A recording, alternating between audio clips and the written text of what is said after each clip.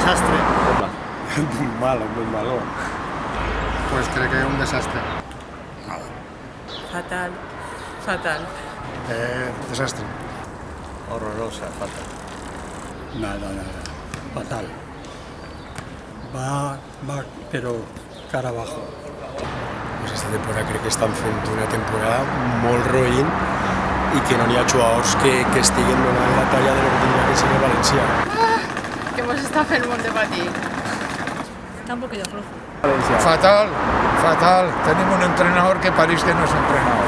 Bueno, Pues esta temporada pues que va hacia abajo, va hacia segunda división, como no cambien las cosas, si se espabilan o algo, por lo menos cambiar el entrenador. no hay demasiada actitud.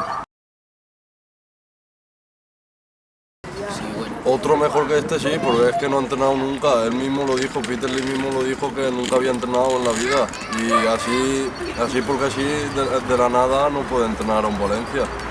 No, es que entrenador no n'hi ha ningú. El únic que podria vindre és Pellegrini. Navarros. Pellegrini. Preferiria que fuera un espanyol porque creo que es la mejor forma de entenderse en la Champions. A mí me gusta Pellegrini personalmente, pero bueno, la verdad es que todos los que suenan me han gustado, tanto Gémez como Pellegrini, Sampaoli también, pero bueno, a mí personalmente me gusta Pellegrini. Bueno, los que van a venir, no lo sé, porque el uno casi el otro y ninguno viene. O sea que tanto el equipo como el entrenador hoy fuera. M'agradaria Pellegrini, és que soli m'agradaria, que a més que crec que és el que més percentatge té de gent que li agradaria. Pellegrini, sí. El esfuerzo tiene que ser los jugadores.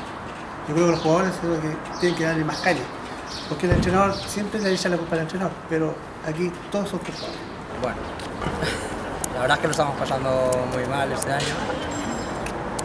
El equipo, digamos que los jugadores no han respondido a lo que se esperaba de ellos, pero bueno, aquí estamos para apoyar hasta la última gota de sudor y de voz.